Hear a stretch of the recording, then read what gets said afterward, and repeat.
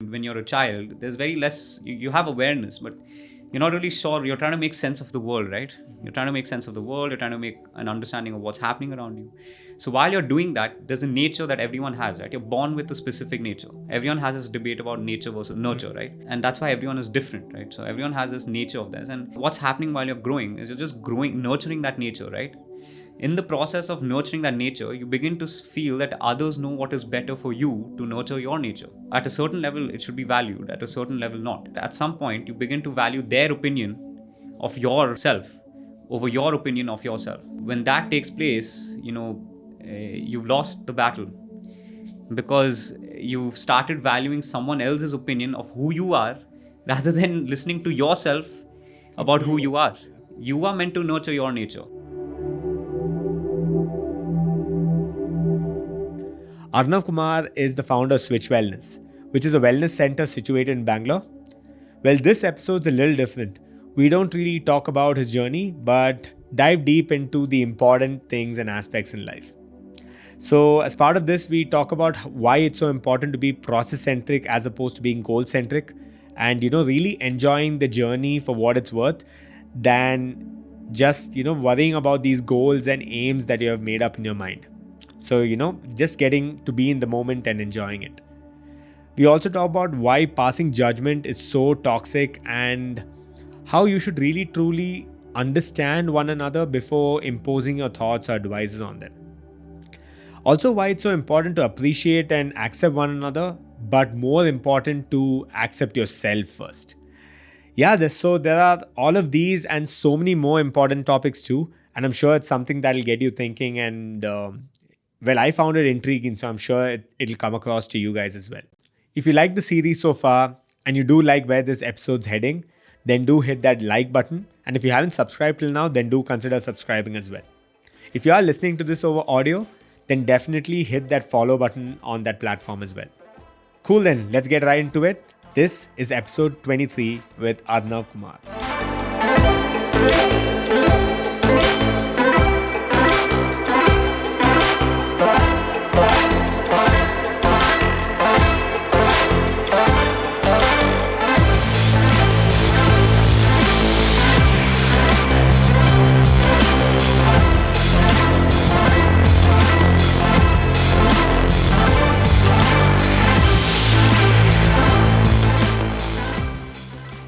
So I started writing the book, I think, October 28th.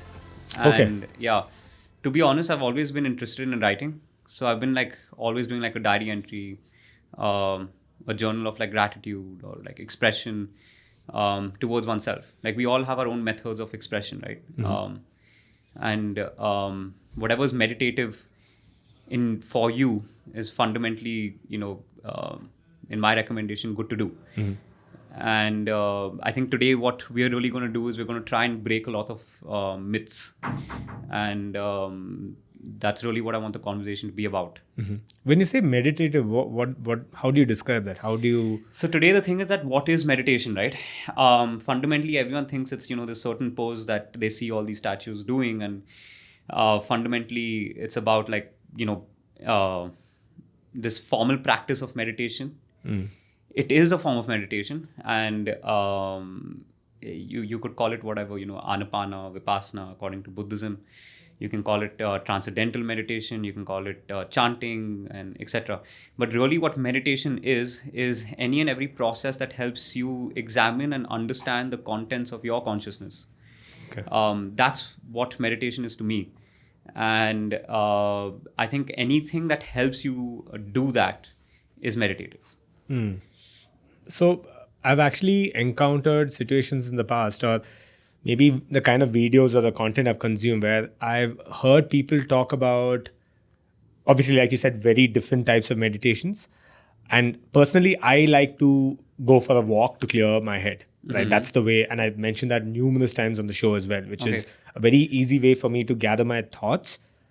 Or the other way around is, I don't know if the right term is focused meditation, where if I have a certain topic I want to think or, ruminate about, I go for the walk and I only focus on that, where I forget everything else.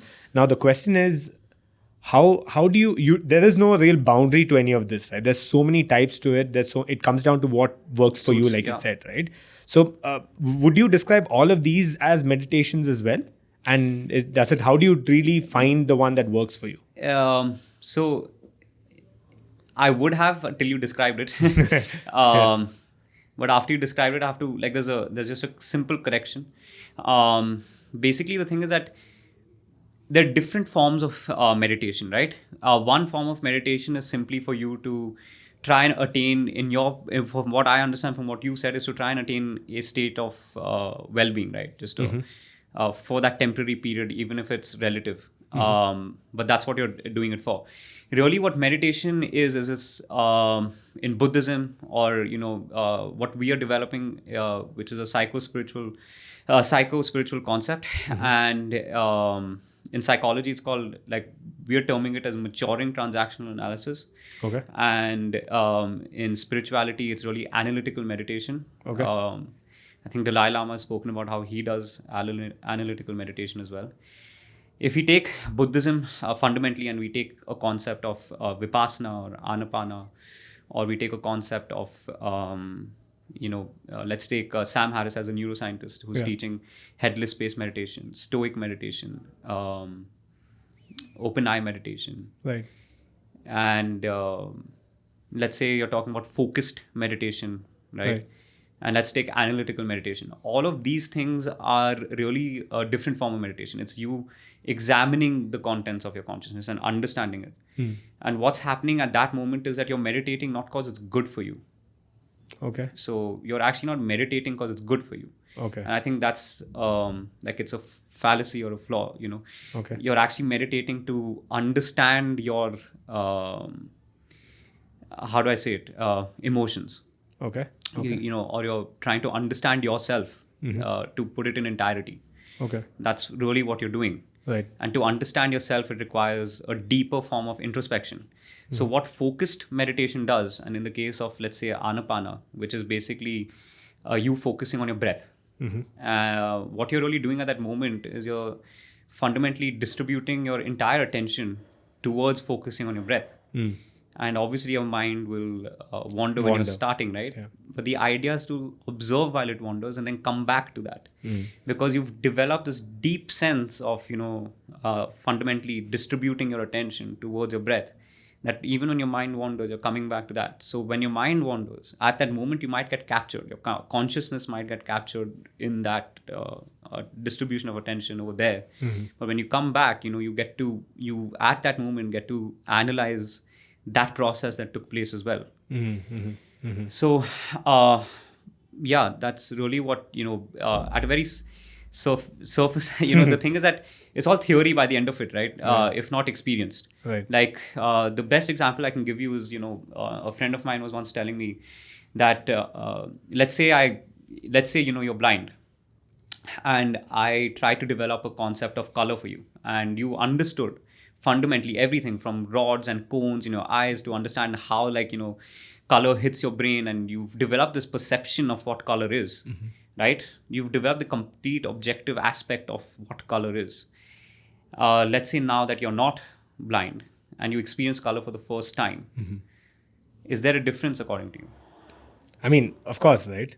There's bound to be, because at the end of the day, what you experience is very different from what you have already kind of, maybe thought it out to be. Yeah. Right. And really that's what I think, Sam Harris as a neuroscientist, just taking him so that people understand on that aspect as well, is that's what maturing neuroscience is coming towards, to understand the concept of, subjective experience and feeling is believing, to fundamentally understand consciousness. Because today what's being studied is just fundamentally the body.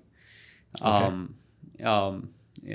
the mind on a psychological level is. So the idea is that, today if there's a sensation of feeling, like if there is something to be you, that is, a feeling of being you. Like right now, whatever you're feeling, that's like there's a certain feeling of being that, right? So that I is a qualitative experience, right? And it's very subjective too, right? Obviously. Yeah. So subjective or objective, either way that you look at it is just one side of a coin. It's all about which approach you take, a bottom top or a top down. Mm-hmm. And really that's what it is, that it's that feeling of being you is in essence what I'm saying is a description of consciousness, of best understood. So when before we get into more of these deeper topics, Yeah. or heavy topics, if you will, right? Let's talk a little more about your book. So when will you Yeah, be okay. done with your book? And I think the book should be ready by like August. okay, Yeah, there are 3 parts to it. okay. So yeah, So are you done with a part or so, or where are you at right now? right now I'm still in part 1. It's a process. Yeah. Still in part 1. Yeah. I mean, I'm sure writing is such a tough discipline, right? I mean, for you to do it, I mean, I think it has to come habitually to you, right? The moment you decide to start writing on a daily basis, I think that's how it slowly starts trickling down to, whatever, becoming a book itself, right? Because a lot of people, especially when they want to become writers, the idea is, okay, if I have to sit down and write 35 pages in a day, that itself is very overwhelming. But the moment you get to the habit of writing even a single page a day, which not most of us do, right? No one sits down and really writes nowadays, unless, let's forget about journaling, or let's forget about all these other aspects. I'm talking from a creative mindset, right? Okay. It's very difficult unless you decide yourself that, hey, this is what I'm going to do, and you form a system out of it, as opposed to you telling yourself, hey, I need to hit the deadline by finishing 35-40 pages a day, which is a challenge, right? So I think the fundamental issue is exactly again what you highlighted. That you can't be focused on the goal. Like if you're focused on the deadline, right, the entire process is lost. Correct. And today, keeping benchmarks, keeping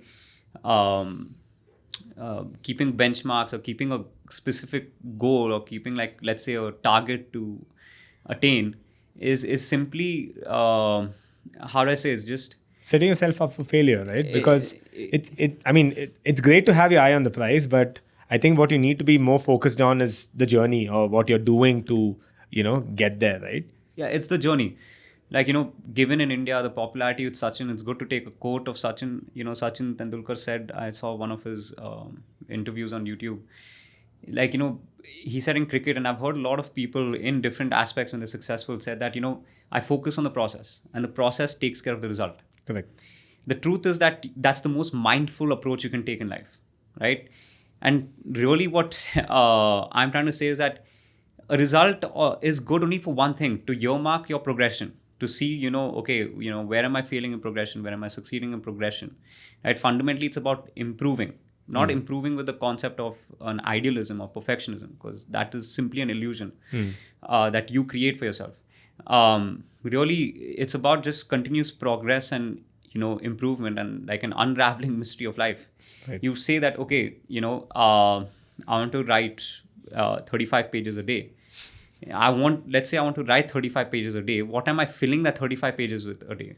That's more important. Correct. Today, if I can fill that same in a page, why will I try to fill 35 pages? Yeah, correct. So even your goal that you're trying to set needs to make sense, right? So today, Edward Deming, in his 5S policy of quality systems, he too, sort of mentioned about how like the wrong goal itself can misdirect you in that sense. Absolutely. So, and that helped companies like Toyota and stuff, I think back in, I don't even know when, 1970s maybe. Yeah. So what I'm trying to say is that, you need to have the right goal in that sense as well, right? Am I the benchmark, like the benchmark that I'm keeping, is it, fulfilling what? Today I want to do 35 pages. What is it fulfilling? Right. That's the question I would have to ask. So how did you actually get around to, writing? Do you believe that you're on, let's say, the right trajectory when it comes to finishing a book? Do you see yourself finishing it? Did you always plan to finish it in a year, or No. do you have something on those lines? I didn't. I honestly, it's such that, I want to finish it by August. Yeah. If I'm not able to, It's okay. It's Too bad. okay. Yeah. Like, it's not like too bad. It's like I will try and like speed it up after that process to try and finish it a bit, let's say, sooner. Right. But at what cost, right? At the end of the day, that's also important, right? I think, like, to touch upon this subject, right? It's a bit difficult for me to not dwell into something deeper. And I No, think, you should. yeah. Go for it. I Yeah. think really what the issue is that everyone's stuck in this rhythm of life where there's concept of goal orientation. So today, this concept of goal orientation is like when this happens, I will be happy. Right. When I write these 35 pages, I'll be happy. Correct. When this happens to me, I'll be happy. When I have this chocolate, I'll be happy. When work is done, I'm, done with traffic, I'm fried with this, and now I'm going to reach home. And then, when I'm on my bed, I will be happy. Bliss. Yeah. Right? But what you're forgetting is that in that moment, you are not happy. Correct. Right? And what you are searching for is just a moment of satisfaction, which is basically a fleetingness of emotions. It's like a ceaseless change of emotions. It's a ceaseless change because you're simply ignoring whatever is at the moment taking place, and you're going with this thing. When that happens, when that happens, when that happens, and right now you're not even living. You're not even living right now. You're not, like, you know what I mean. You're not living in your mind. You're continuously calculating, analyzing this, that, and you're thinking about something that's going to happen. Right. Yeah. Yeah. With no assurance of really it happening. Or how you would feel. Yeah, or how you would feel when it does happen. Correct. Right. The simplest way of looking at it is like anything you do and anyone you hear, they always talk about it being the process, right? And that's really what the reality is. It's about being in the moment, and it's not about thinking about happiness and mindfulness. I think that's the difference, really, what I'm trying to say. And ultimately, what do you want in life, right? What are you doing this goal orientation towards? Why are you working? Why are you doing anything? Why? I would assume for most people it is to be happy or to have peace, right? You want to have peace in your life, or you want to be happy. I would like to meet a person that doesn't want that for themselves. Right? So if you know that that is the case, and it is inherent, in your nature to want good for yourself, right? At that moment when you want peace or when you want happiness, it's inherent in your nature to want that. Yet you're not able to provide yourself that. And the reason is because you're caught up in this continuous avoidance of pain, and you're recoiling from a specific emotion to moving on to another emotion. And when you feel some emotion, at that moment you get caught up in that moment, not realizing that too will pass. Yeah, be it pain or happiness or whatever it will pass. Whether it's happiness, anger, sadness, ecstasy or excitement or anything for that matter, it will pass. Correct. Right? Yeah. So when you know it will pass, why can't you enjoy that moment? And to do that, the concept really that I'm trying to talk about is that is there a state that you can be in where there's a constant state of well-being, where it's not dependent on that fleeting moment of happiness that you're experiencing. When you've just reached your bed, you've lied down, and then suddenly you're like, something. So maybe tomorrow in bed. Yeah. And then, you have to wake up in the morning, and you're waking up and you're like, I have to do this. And then when I come back at 6 p.m., maybe. Yeah. But that's such a fleeting moment, right? Correct. How do I be, let's say, is there a constant state of well-being that I can be at 24/7? Right? There is. Is there? There is. Okay. And there's only one way of doing that. And that is fundamentally, basically, what I'm trying to say is that, ceaseless change is, this is a quote from, Sam Harris, but ceaseless change is an unreliable basis for lasting fulfillment. So what is a reliable basis for lasting fulfillment? The only reliable basis for lasting fulfillment is your satisfaction with your state of mind. Nothing else can really provide you a lasting fulfillment. Everything else is more like a relative moment. So that goal, right? That moment, that goal, when you do reach your bed and you do get happy, sure, that is good, you're happy. Yeah. But it is a moment. Just like the moment you felt that you're awaiting that whole... Yeah, it is simply a moment. You know what I mean? Yeah. It's just a moment. And then you begin to realize, the idea is that it's about starting to live in the moment. And it's thrown very vaguely and misunderstood because people take quotes out of context and put it up on whatever Instagram or Google and this and that, right? And sure, it can help you. Reading some quotes sometimes feel nice because it provides you some, I guess, sense of feeling of being understood, maybe, or security. And it's okay. But I think you need to read it in context. That's all I'm trying to say. So when you do read it in context, I think like in the moment is just you understanding that you're continuously in the state of flow. So when you play a game of, like, what game do you like to play? Football? Football, yeah. So when you play football, state of flow, yeah. You're in a flow. Yeah, obviously. Right? Yeah. You're in that moment. Yeah. That's what it is. That is you experiencing life for who you are. Mm-hmm. At that moment, you're experiencing life for who you are. That is you continuously at that moment experiencing, your consciousness. You're occupied, sure, in an event, but you're occupied in that event being yourself. You're fully there. You're in that flow, right? That's a sensation. Another moment someone feels a flow is when you're, let's say, jamming and you're just fully in that moment, you're like drumming, you're singing, you're whatever. You're in the moment. Yeah. You're in the moment. Yeah. You're experiencing life for who you are. Right. And today, that's the idea. You simply need to experience life for who you are. Yet it is so difficult. Correct. Right? Now, why does that happen? That happens fundamentally because, as we grow and when you're a child, there's very less, you have awareness, but you're not really sure. You're trying to make sense of the world, right? Mm-hmm. You're trying to make sense of the world. You're trying to make an understanding of what's happening around you. So while you're doing that, there's a nature that everyone has, right? You're born with a specific nature. Everyone has this debate about nature versus nurture, mm-hmm. right? So let's just accept that there's this nature. Everyone has, and that's why everyone is different, right? So everyone has this nature of theirs, and what's happening while you're growing is you're just growing, nurturing that nature, right? In the process of nurturing that nature, you begin to feel that others know what is better for you to nurture your nature. So then you start looking at, your mom, your dad, your this and that, and what they say for you, starts at a certain level, it should be valued, at a certain level, not.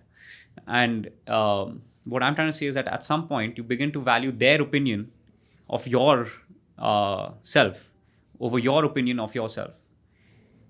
And when that takes place, you've lost the battle because you've started valuing someone else's opinion of who you are rather than listening to yourself about who you are. You are meant to nurture your nature. And to nurture your nature, you listen to people. And if someone says something good for you, you do it. Mm-hmm. If it doesn't make sense to you, you don't do it.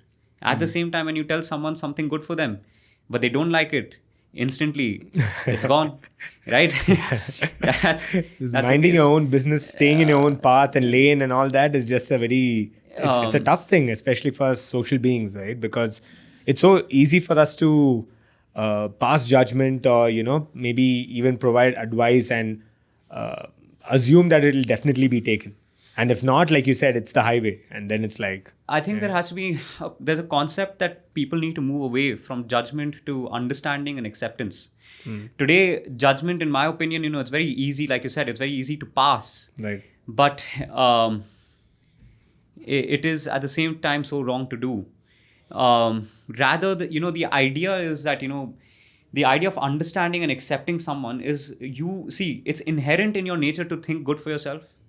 If that is the case, it is inherent in your nature to think good for others. Others as well, yeah. So if it is inherent in your nature to think good for others, which in my opinion, I really don't think that's the case for anyone. I really believe everyone does. But somewhere you get lost in your suffering and then you start spreading suffering rather than, the inherent nature of your mind. So when you're operating and experiencing life for who you are, there cannot really be maliciousness. And in that given state, when you're thinking good for others, I can give a very simple situation. Mm-hmm. Let's say, you messaged me Happy New Year, right? Okay. And I didn't reply back for, let's say, a day or 2 days, right? Mm-hmm. Instantly, your mind might start thinking that, what a guy. Yeah. He didn't reply to me, how rude and this and that, right? And sure, but at the same moment, like how I think, one should tend to operate is that it seems a bit strange for someone like him to not respond. Maybe something is wrong, or maybe something has happened, or something is up. Yeah. So what's happening is you're giving a person a benefit of doubt rather than Jumping to conclusions. jumping to a conclusion. Correct. So when you give the person a benefit of doubt, how does it harm you if you just message the person again saying that, hey, maybe you missed his message, is everything all right?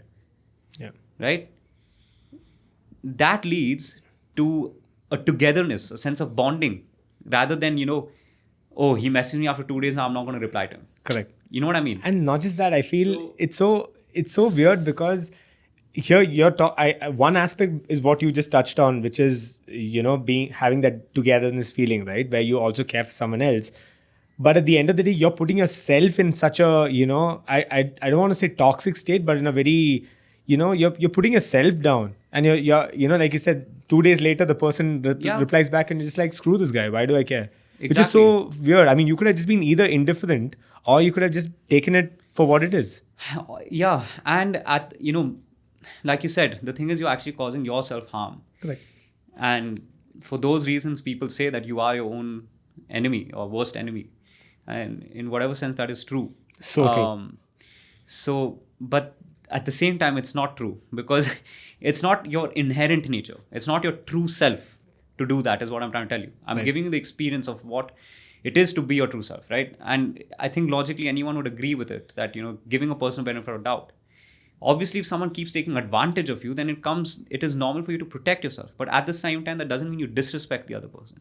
Right. You protect yourself by simply being respectful. Correct. And that it too, I'm only stating it because I'm sure certain people might be like, "Arey, this is just idealism in essence." So I'm trying to explain. Correct. Where if someone's taking advantage, how you should even maintain a situation like that.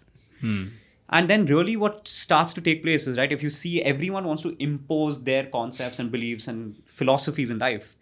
Like, for example, my certain people, and I was talking to people before this podcast, and people want to impose their thing.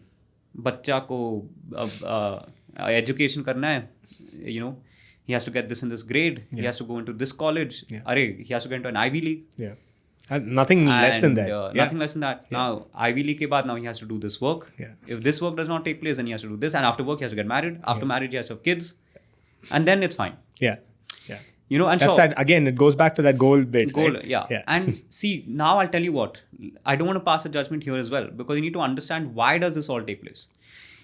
Now, what I understand is that the concept of marriage, for people here, why they try to push that, is simple, because they're actually thinking out for you, because they feel that, once you're married, you have a companion, you'll feel more settled in life. Correct. That's a good thinking. Correct. That's a good thinking. And even with the job as well, it's so that you have security and you have everything, right? The thinking is good. Yeah. The thinking is good. The imposition is not. Because you need to learn to listen to the other person. Let's say I come and tell you, hey, Akash, I think this is good for you to do. If you want to accept it or not is up to you. But yes, I would like to hear what your opinion is. Do you think, if I tell you, hey, I think you should get married. No, you don't think I'm fine, I'm actually happy by myself. So, hey, Akash, I think you need to get this job in this IT business. It gives you good money. It gives you good money, you should do that. Yeah. And then you'll be settled. Dad, I'm happy with the means that I'm living with in my life. I'm happy where I am. I'm not running behind this, 30-floor building that I want to live in by myself. I'm happy where I am. I have good friends and genuine people, and I'm happy. Right. You know what I mean?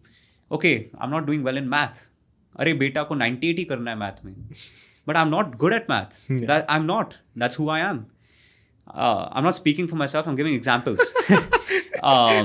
Like I'd see your dad commenting on this video like, what is this? I mean, I try to push him for math tuitions. No, actually, I had very good parents, very understanding parents. This has not been my experience at all. Right. This has not been my experience. Right. I'm only trying to give examples sure, that people can relate to. Absolutely. So I'm saying, like, this thing comes in. So then, okay, he's not good at math. What subject is he excelling in? Think like that. Right. You know what I mean? So what happens is then we're all thinking for each other's well-being. As a father, I'm thinking well for my son. Right. As a son, I'm thinking well for my daughter. And then as a daughter, I'm thinking well for my friends. Right. For my friends, I'm thinking well for this. And then what's happening? You're creating a community in which you're doing good. You're understanding and accepting. You're drawing balances with people. And, imposing your idealism just would not make sense. Correct. sure, you think that is good, but that person does not think that is good for them. Correct. And if they make the mistake, let them make the mistake and learn. Correct. Right? Yeah. How can you prevent people from making mistakes? Yeah. Right? If you prevent them from making a mistake, they actually will never learn. Correct. Because that is process. The process is a continuous aspect of making errors. At the same time, I'm not talking about making drastic errors. Right. You can't, there's a balance to that as well. Yeah. It's not like errors can be forgiven. Correct. Right? There are certain errors that can be, there are certain errors that cannot be. Correct. Right? And it becomes your responsibility to correct the person when you think they're extremely wrong. I'm not going to take extremes in this situation. Of course. Right? Because extremes is like, say, for example, I don't know, like, I'm sure you know. Murder, right? and murder of course. and stuff Yeah, like that. yeah, sure. So over there, it becomes your responsibility as a father and this and that to then And part of society as well. society to help the person, Yeah. rather than anything else, Yeah. And that's really what I'm trying to say. It's just about doing good for others, thinking good for others. Why? Because you want the same for you. Correct. And it'll eventually come back to you, right? That's the idea as well, right? The moment you start putting it out there, and the moment you are at peace with, your own thinking, like we just discussed, I think it's easier for you to start, perceiving what others are saying in your benefit, or maybe, in their benefit, and somehow, mutually helping each other out. Because like, okay, so for instance, we had a guest on the show previously.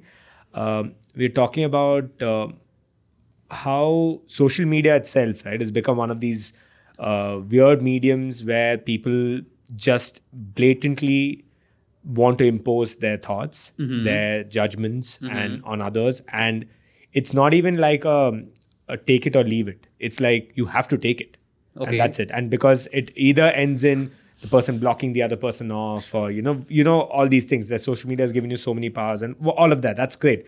But I think what the guest and I were talking about, and what we threw a little more light on, is the fact that it's more of if it was a dialogue where it's a conversation, and you tell me, hey, I feel like you said, maybe this is the right job for you, but I explained to you that this is not the job for me. Makes sense to you, makes sense to me. We walk away, both of us are happy. Yeah. Right? So it's a dialogue at the end of the day. It comes down to you trying to understand where the other person's coming from before you try to tell them what you think is the best thing based on where you think they're coming from. You're right. That's really what it is. So the idea is that you need to always think well for the other person. Because today, if you're using social media as a platform of acceptance or appreciation or acknowledgement in that sense, it would not make sense, because then what's happening is that you're trying to fill a void that exists within you. In essence, what I'm trying to say is that, appreciation is good and acceptance is good, but ultimately you have to accept yourself, right? That's what I'm trying to say. You have to accept yourself. There has to be a total understanding and acceptance of who you are by yourself. And today, there's this much I can do. Let's say I acknowledge you and I appreciate you and I accept you. That's good. Yeah. But at the end of it, if you don't accept yourself, it's very little that matters. Then what happens, you start getting addicted to my acceptance, and then you're no longer valuing your acceptance of yourself. So what's happening again, you're not valuing your opinion of yourself, but you're valuing mine of yours. Correct. And social media, this and that, everything can be used well, everything can be done well. There's a concept such as ethical living. It's about ethical living rather than imposition and idealism and propaganda. And, I think really that's just the issue. Everything becomes a propaganda. How do you find that balance though? Because when it comes to, like you said, right, you accepting yourself. Yeah. We are, at the core of it, we are, primal beings who are looking at being social beings itself, right? We're looking at social acceptance. We've always lived in communities. We have lived in society. So how do you kind of balance that out? Because two things here. One is, I think, what you mentioned earlier, where the moment you start accepting someone else's opinion of yourself, and that kind of takes precedence over what you believe there's something off, right? So usually when you're younger, like when you're in your younger days, there's a good chance that you're looking up to others. And then you're maybe looking up to, your family members, your friends, your peers, all of that. And there's a good chance that you can take away a lot from their lives and eventually also maybe realize that only what they say is what's best for me, right? And then the second aspect is what I'm talking about, which is social media itself. You're relying so much on what others are telling you, the kind of judgments or the every acceptance itself. How is that? I'll draw the balance for you. Yeah. So it's very simple. I think, when you talk about basic needs, people talk about food, water, shelter. Today, that's very important for survival, certainly. But in participation to society, there's a basic need that I believe needs to exist. And that's a psychological basic need, which I call belongingness. And a sense of belongingness comes from, it can come from your family, it can come from you following a football club or anything, right? For example, what football club do you support, right? Barcelona. Yeah, so there's a sense of belongingness you'll have with those fans and that database, and there's like, because you're debating about topics that interest both of you and you both have significant emotion towards. When you are a child, you don't have an option, and hence you have to live side to side with your ego. What is an ego? A construct of insecurities. Fundamentally it. What is a construct of insecurities? Emotional disturbances. Why do emotional disturbances take place? Fundamentally because of a concept such as obsession with self-preservation. Why does obsession with self-preservation take place? Because of concepts such as craving. What is craving? Fundamentally craving. That's And it's inherent, right, yeah, for us. Yeah. It's not. What's inherent is value of self-preservation. Okay. Not obsession with self-preservation. Okay. Okay. At least that's my opinion. And I think there's similarities on things like this in some other people's thinking, I guess, like Stoicism and Sam Harrison, Buddhism, I think. Yeah, but then I can't craving comment. isn't So- craving very inherent in that sense, because No, I think craving, I'll explain it. I think craving, I'm not talking about desires. Okay. I'm not talking about desires. Craving really, craving of like, so what happens is, when you're young and a child, you want, you value your self, right? You're truly happy. When you're a child, it takes something to make you unhappy, right? If you notice a child that's happy, it takes something to make them unhappy. When you're a adult, it's like anything anything to make you happy. Yeah, So you right. see how the tide has changed, and it's not right. You're actually meant to. What is that happy that you're seeing in a child? You're just seeing the expression of his feeling, but that feeling is just him satisfied with his state of mind. He's truly happy being who he is, because he's living. Some people might say he's living without awareness of society. This, that, blah. No, he's just actually himself exploring the world from his own eyes, and for who he is. And that's what we're trying to tell, is what I'm trying to tell people. You just have to experience life for who you are. So, anyways, the concept of belongingness, right? Coming to that, when you're in your journey inwards, right now people are looking at life outside in. So you look at yourself from society's point of view rather than seeing yourself for who you are and then trying to be a gift to society. So what's happening in society is negatively impacting you rather than you impacting society positively. And then that negativity of society impacting me, I'm going and giving it to someone else. Correct. Right? That's a little contagious. Yeah. So what I'm trying to say is that, ultimately start looking at life from inside out rather than from outside in. So try and reach, your point of awareness to understand who you are. And when you do understand who you are, you realize there's no place you can pinpoint, in that sense. Your consciousness, you're just this undefined state of a singular organism.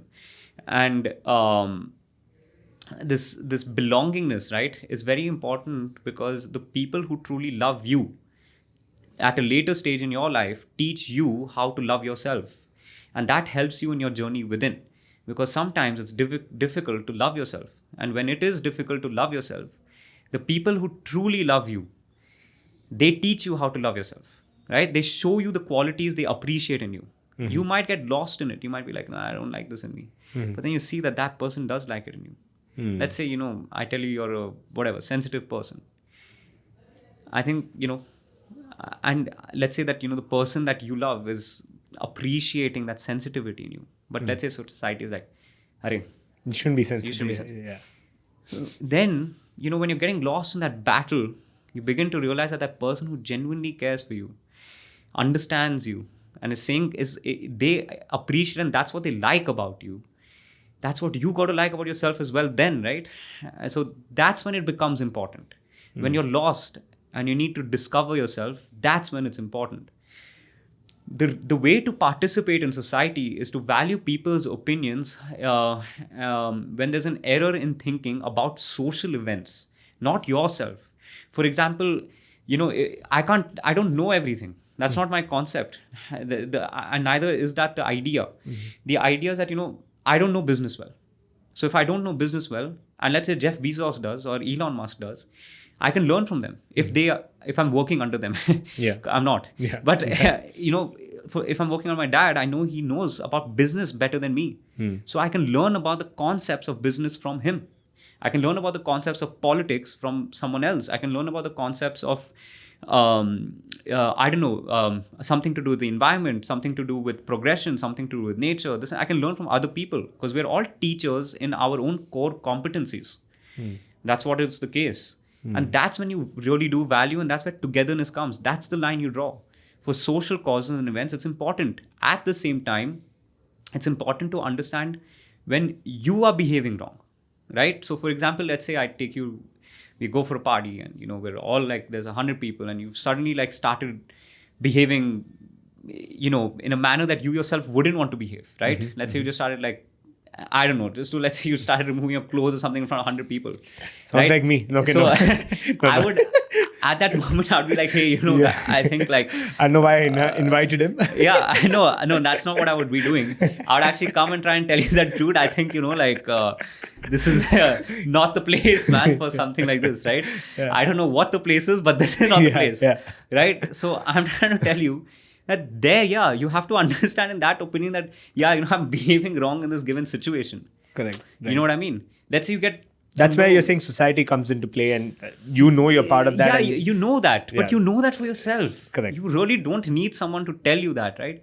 If you do need someone to tell you that, that's also okay. That's fine, Yeah. You just need to hear it and listen and move on and know that the person's saying something good for you. And like you said, the key thing is always try and understand that someone's trying to say something for your benefit. First, do that. Then, when you start seeing that person's perspective from that lens, then you start, filtering it and seeing that, okay, is this really for my benefit? Why is that person saying it? Is it stemming from, a sense of, care towards me, or is it stemming from a sense of judgment? Is it stemming from a sense of insecurity of theirs? Should I be respecting that in a manner where I can acknowledge it in a where I say that, I understand what you're saying, but I respectfully decline. I would like to not venture further in this conversation with you. And you can be respectful because you can tell people, whether it's on social media or other platforms that, hey, let's say you're getting into a heated conversation on social media. Simply you could tell someone that, look, I think this is not the platform to do so. I don't mind meeting you in person, getting on call or Zoom, something, whenever we're free and talking to you about it. But, over here for me to write it to you and this and that, the intention is very simple. Am I trying to manipulate this person's words? Or am I trying to utilize it for my benefit? Or am I, the thing is, let's say I have something good for you and then you go and manipulate my words. Yeah. Did I say that? Was that my intention? A lot of people who do that as well. Right? So if you're doing that, why are you doing that? Correct. Right? First, understand for yourself. Why are you manipulating my words? Or, that's what I would say. So, why are we getting into an argument? Do you want to win the argument or do you want to benefit from the argument? Do you want others to benefit from the argument? Ultimately, prove a point or, ultimately you want people to benefit, right? Today it's not about winning an argument or losing an argument because who's winning, who's losing? I don't understand, right? Today, what is an argument for or what is a debate for? It is fundamentally to improve a concept, our understanding as human beings about a concept. Let's say today I have an idea that nuclear fission needs to be done this way and Elon Musk's nuclear fission needs to be done that way. Dude, I have no idea. I'm going to listen to him. Yeah. I have no idea how to do nuclear fission, right? I have some superficial understanding of it. Yeah. I'm going to listen to him. Yeah. I'll get in a debate. No, you're wrong. Yeah. You're wrong. You do this, you do that, you wrote this on Twitter. And again, where does this end, right? Yeah. You wrote this on Twitter, you are like this, you're erratic, I don't like you. Arey, boss, that might be who he is, but regarding that concept, can you deny that he is not the best person? Regarding building recyclable rockets, do you deny that he's not the best person? He is. Why are you judging him? if he is suffering in that manner, let's try and help him, because he's probably the best person to save this planet. For me, it's just a thinking that, okay, the same way someone is always good at something, right? So why should I manipulate? Why should I be malicious? Why should I ultimately would want what? Progression for humanity. All of us would want that, right? Yeah, but I think we forget that, right? That's the thing. We're so caught up in yourself. Yeah. But you're not dealing with yourself. Exactly. You're actually caught up in avoiding yourself. Correct. That's what you're doing. And all these social constructs and norms that are being given so much precedence and so much importance, I think we easily forget about all these important things and, lights, right? Yeah, absolutely. I get what you're saying. Yeah. So, see, it's really about improving. It's about being together. It's about doing good for each other. It's about understanding that you truly want what is best for yourself, and you truly want after that what's best for others. Because once you have, come to that place where you've done what's best for you, you genuinely come to a place where you want what's best for everyone. And then there comes a platform of selfless love. And my definition of selfless love is any act done towards ending or reducing someone else's suffering without expectation is just the most pure form of love. It's the most pure form of expression and care. And it would not make sense to, I don't know, I can't really, how do I value your judgment for that matter if it is malicious and manipulative? If it is a healthy debate which is trying to, improve our understanding of something which is then helping society, yes, we should have a debate or argument. But if you're going to write that you are erratic, you can't make recyclable rockets. But I do agree that if I was in your position, I wouldn't even know what to do. Yeah. But you're erratic. Yeah. You know what I mean? Like,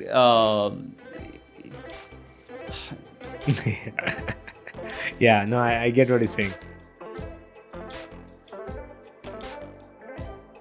So yeah, that was just part 1 of this episode with Arnav. Part 2 of this episode will be out sometime next week, so stay tuned for that. But yeah, if you are enjoying this and you like the show so far, or maybe this episode in specific, then do consider sharing this episode with your family and friends. If you do have a podcast circle, a circle of podcast friends, if you will, then do consider sharing it with them too. I'm sure it's something that they would find intriguing and interesting as well. Oh yeah, another simple way you can get the word out there is by sharing the episode over Instagram stories or WhatsApp stories. Cool then. I'll see you guys with part 2 of the episode with Arnav. Until then, stay tuned. I'll see you guys next week. Bye-bye.